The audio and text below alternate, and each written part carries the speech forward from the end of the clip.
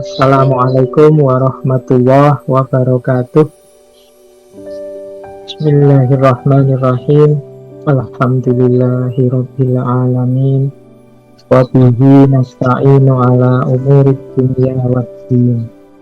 Allahumma sholli wa sallim wa barik ala habibina wa syafi'ina sayyidina wa maulana Muhammadin wa ala alihi wa ashabihi wa man tabi'ahum bi ihsanin ila yaumiddin.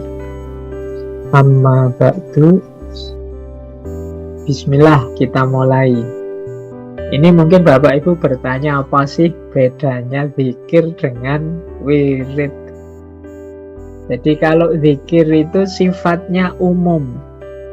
Jadi zikir itu setiap waktu, setiap detik kita bisa berzikir, kita milih zikir yang mana, yang penting di situ kita ingat Allah, menghadirkan Allah dalam hati, menyebut namanya dengan mulut kita, itu sudah zikir. Jadi misalnya saat kita kajian ini, kita sadari hadirnya Allah, kita zikir, mungkin mulut kita pelan-pelan mengucap asmanya, atau hati kita senantiasa menyebut Allah, Allah, itu berarti kita sudah berzikir. Nah, kalau wirid itu zikir yang ditentukan waktunya, jumlahnya, modelnya, bahkan kemudian tujuannya. Ini yang nanti disebut wirid. Misalnya, bacalah tasbih, tahmid, dan takbir setelah sholat 33 kali. Nanti kita akan mendapatkan apa? Ini namanya wirid. Jadi kita ulang-ulang, kemudian di waktu yang tertentu dengan mekanisme tertentu, mungkin setiap selesai sholat, setiap pagi hari dan sore hari, atau setiap sepertiga malam terakhir, ini harus kita baca. Ini namanya wirid. Jadi membacanya 33 kali, 10 kali, 100 kali, ini namanya wirid. Jadi wirid itu sebenarnya isinya zikir, cuma zikir yang tertentu mekanismenya. Secara umum sebenarnya zikir itu bisa apa saja, bahkan kita bekerja pun sambil bekerja bisa berzikir, sambil tiduran bisa berzikir, secara umum begitu. Tapi nanti ada zikir tertentu yang diatur detail jalannya, bisa dari Rasul, bisa ijazah dari para ulama, itu nanti namanya wirid. Biasanya mengapa sih kok diatur mekanismenya, aturannya, dalam rangka mendatangkan, kalau dalam ilmu tasawuf itu namanya warid. Warid itu anugerahnya Allah dari hasil kita melakukan wirid. Ketika kita melakukan wirid yang ini, insya Allah nanti Allah memberikan kita jadi orang yang kuat, misalnya batinnya. Kita jadi orang yang tidak mudah tergoda. Setiap kali menjelang subuh bacalah ini, maka kita akan jadi orang yang rizkinya dijamin oleh Allah dan lain sebagainya. Ini namanya waridnya. Jadi biasanya dalam wirid itu ada waridnya. Jadi anugerah Allah sebagai buahnya wirid. Makanya Bapak Ibu kadang-kadang kalau kita sowan ke dalamnya para ulama, para kiai, itu kadang-kadang kalau kita mengeluhkan kesulitan kita, biasanya beliau-beliau itu mbok coba dilakukan wirid ini, wirid itu. Nah, dalam rangka apa? Nanti biar hadir waridnya Allah. Jadi anugerah Allah sebagai buah dari wirid tadi. Nah, ini kalau tentang mana Pak wirid yang cocok buat saya, ini biasanya ya harus ada ulama, kiai, atau guru yang nuntun kita. Meskipun kita bisa saja milih wirid sesuai dengan petunjuknya Rasulullah, para sahabat, sesuai dengan asar yang maksur. Asal tidak wirid ngarang sendiri. Itu biasanya kalau level kita kan mungkin belum makomnya ngarang wirid sendiri. Saya tiba-tiba pengen, meskipun Kalau kita ingin zikir, Pak, saya itu nyaman kalau mengucapkan zikir ya Latif, boleh begitu zikir. Terus, tapi untuk yang mekanisme wirid ini biasanya mencari rujukan yang jelas, biar manfaatnya jelas. Kalau manfaatnya jelas itu kan mantap, mekanismenya jelas, kita lebih mantap juga. Nah, jadi ini dasarnya. Nah, kemudian mengapa sih kita harus melakukan wirid atau zikir itu? Yang bisa menangkap cara berpikir ini, kata Imam Ghazali, itu orang-orang yang sudah terbuka hatinya. Jadi sadar tentang hakikatnya. Yang pertama, orang yang mata hatinya terbuka, itu dia pasti tahu kalau kunci keselamatan itu bersama Allah. Kita itu tidak mungkin selamat baik di dunia maupun di akhirat tanpa Allah, tanpa pertolongannya, tanpa petunjuknya. Ini kunci. Ini kalau kesadaran yang pertama ini tidak ada, yang belakang juga tidak akan muncul. Jadi ini kunci pertama. Kalau kita sudah yakin bahwa Allah lah yang jadi kunci keselamatan hidup kita di level apapun, jadi kita tidak akan selamat kalau tidak bersama Allah. Jalan kita untuk bisa bersama Allah terus, dekat dengan Allah, itu adalah mengenal dan mencintai Allah. Tidak mungkin kita sadar terus-menerus Allah itu hadir kalau kita tidak cinta, kalau kita tidak kenal. Maka jalan kedua adalah kalau kita ingin selamat harus senantiasa bersama Allah. Kebersamaan dengan Allah ini hanya bisa dilakukan orang-orang yang batinnya ada cinta kepada Allah. Nah, dilanjutkan. Bagaimana kemudian caranya untuk cinta? Nah, sebelum caranya ada tandanya. Tandanya orang cinta itu selalu ingat dan menyebut yang dicintai. Makanya orang itu tidak mungkin bisa sadar terus selalu bersama Allah kalau dia tidak cinta. Karena orang cinta itu selalu ingat dan menyebut yang dicintai.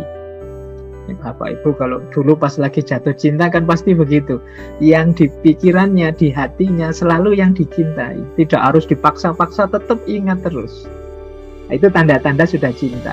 Kita dengan Allah juga begitu. Kalau sudah cinta, ya pasti akan selalu ingat dan menyebutnya. Nah, berarti apa? Jalan untuk menuju cintanya Allah itu ada dua, kata Imam Ghazali.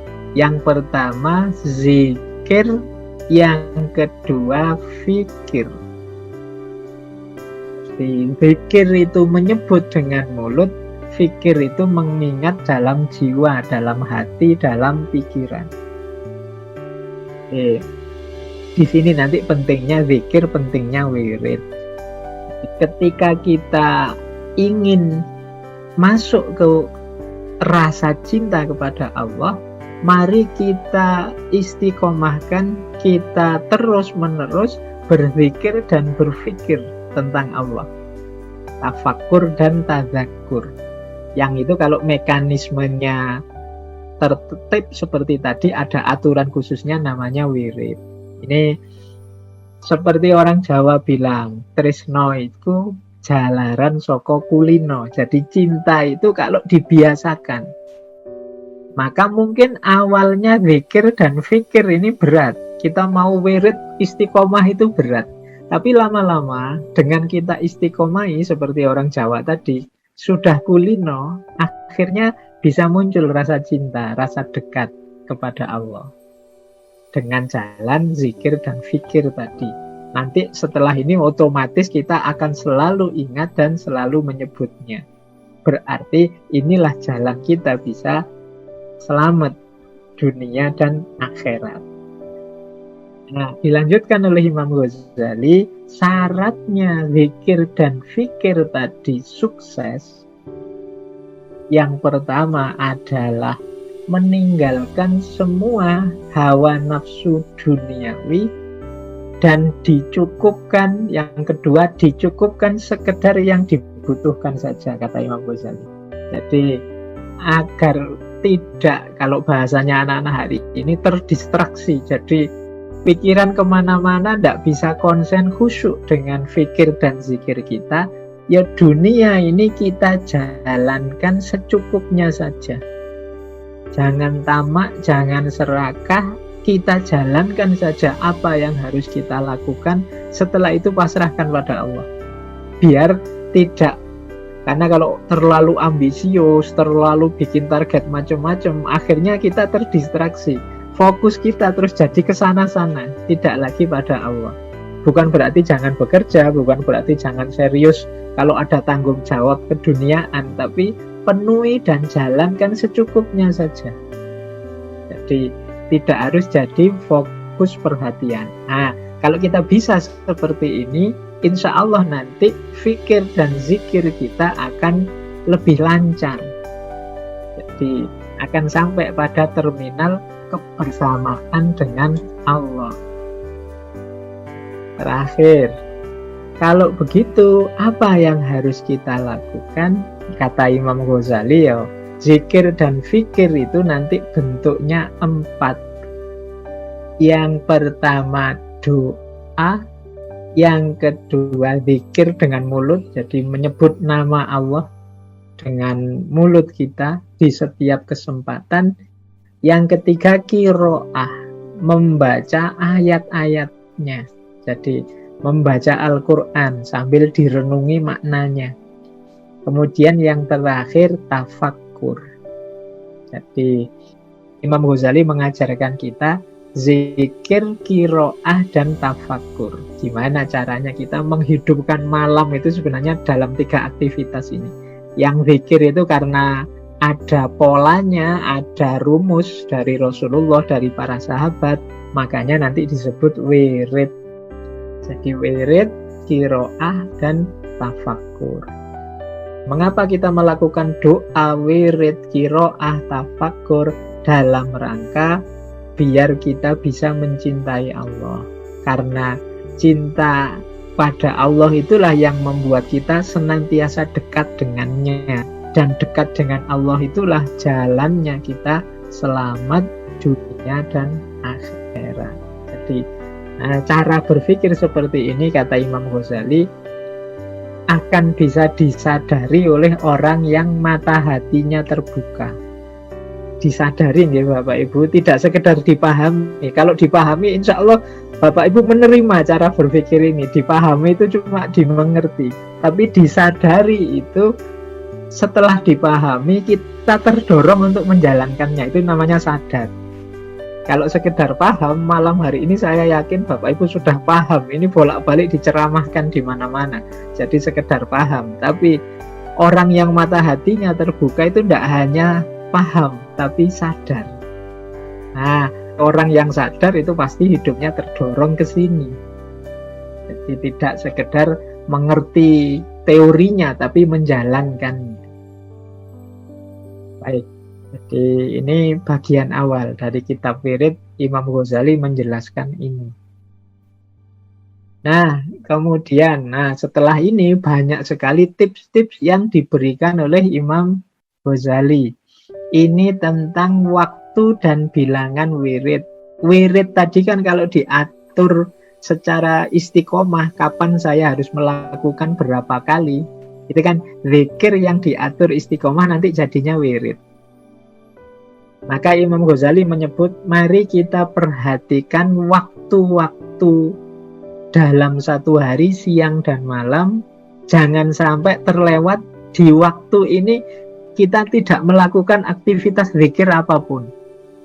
Nanti kalau mengikuti hadis banyak yang kita lakukan di waktu ini apa, di waktu ini apa, itu sebenarnya banyak. Cuma kita terbatas waktu untuk menjelaskan semuanya. Tapi yang jelas, mari Bapak Ibu diperhatikan di titik-titik waktu ini, semoga tidak zong, tidak kosong sama sekali dari zikir.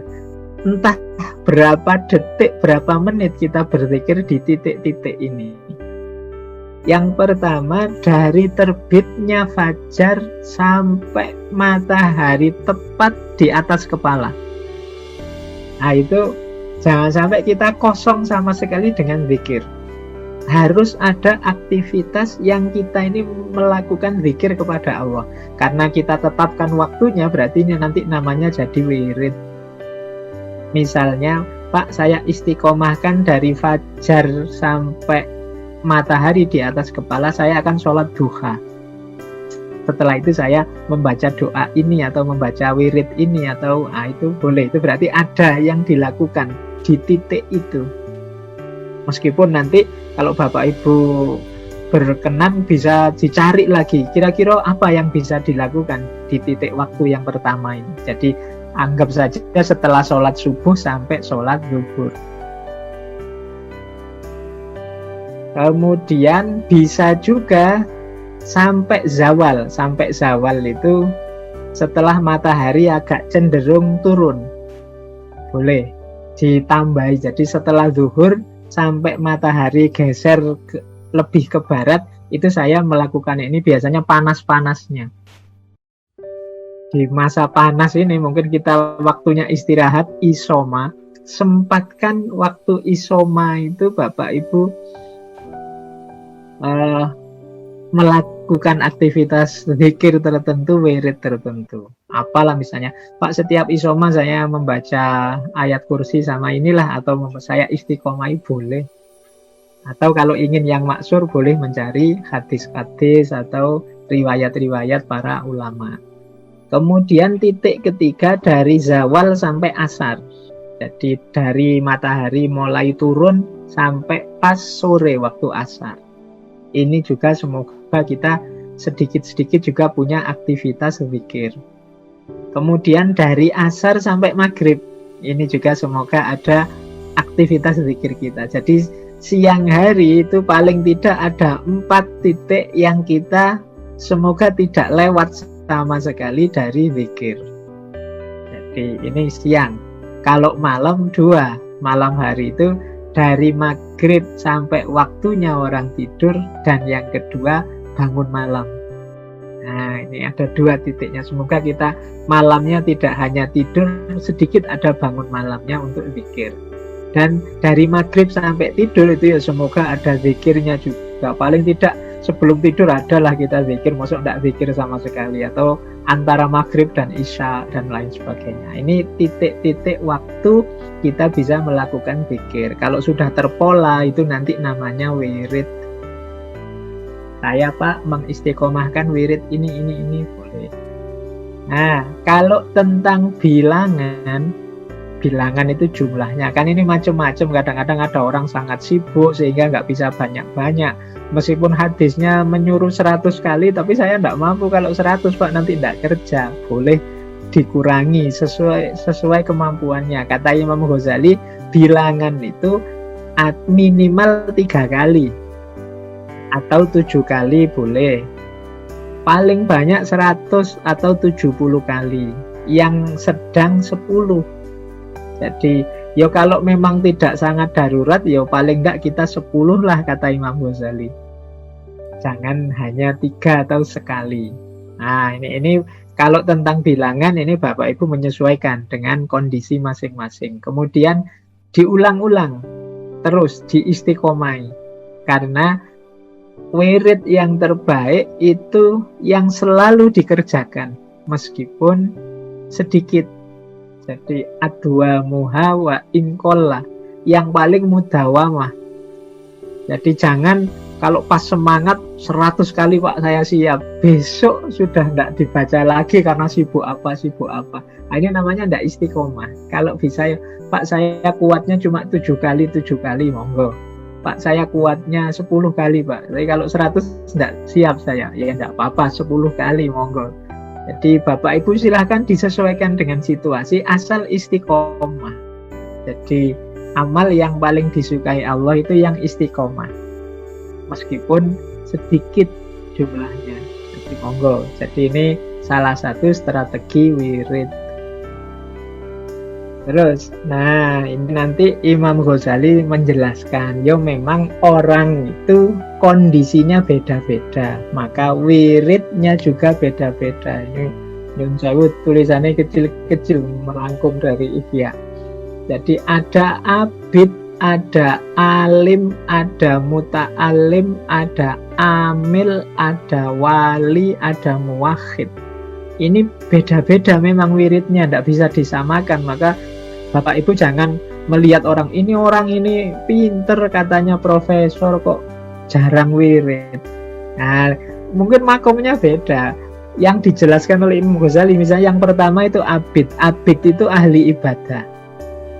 Nah, ahli ibadah ini ya memang penjelasan tentang wirid, zikir itu mudah kalau bagi ahli ibadah karena memang dia memang posisinya, hidupnya untuk beribadah kepada Allah.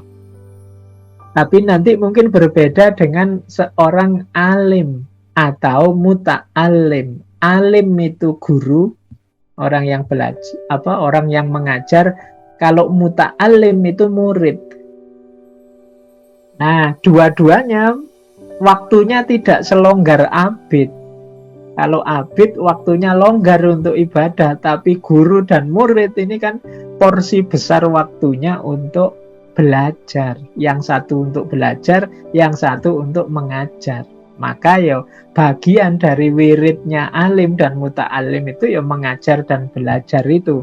Membaca kitab, menulis kitab, dan lain sebagainya. Jadi mungkin porsi wiridnya tidak sebesar abid, tidak masalah.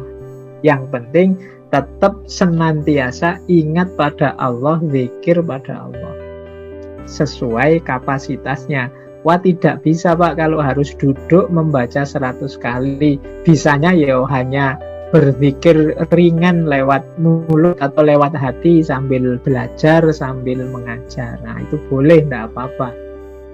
Pak, saya tidak bisa kalau pakai sholat duha yang istiqomah, Pak. Pekerjaan yang menuntut itu, saya harus bekerja ini.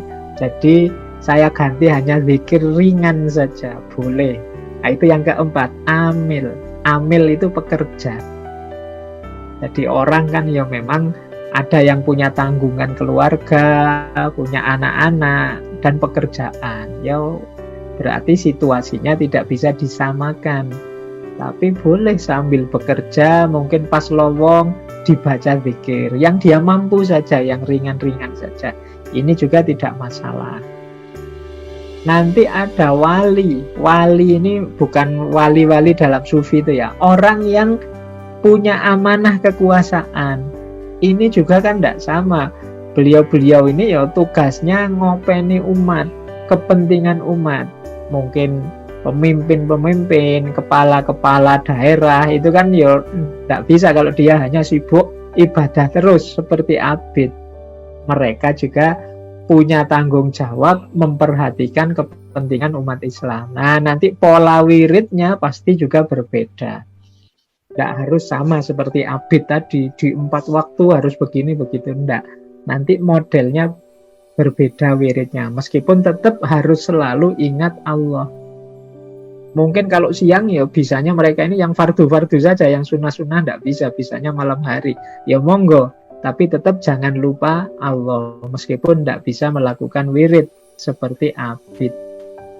Dan yang terakhir, kalau ini yang tidak bisa dijajarkan semuanya, ini muwahhid. Muwahhid ini orang sufi yang total hidupnya untuk Allah saja. Jadi wiridnya juga luar biasa. Mungkin ada yang kalau siang itu sholat terus, kalau malam itu bangun terus. Nah, ini ya levelnya memang berbeda. Tapi bukan berarti yang alim, muta'alim, amil, atau wali itu lebih rendah. Tidak begitu. Yang penting semuanya senantiasa orientasinya tetap kepada Allah, senantiasa ingat dan dekat dengan Allah sesuai posisinya masing-masing. Baik, ini beda-beda kondisi wirid yang setiap orang mungkin tidak sama. Ini makanya kita jangan menjudgment orang, menilai orang, apalagi merasa lebih tinggi dari orang. Wah, saya sudah bisa istiqomah sholat duha, sampean belum, berarti tidak begitu. Setiap orang punya kondisi masing-masing. Jadi mungkin wiridnya tidak sama karena tuntutan situasi. Baik, kalau ini 10 kalimat thayyibah yang disarankan oleh Imam Ghazali.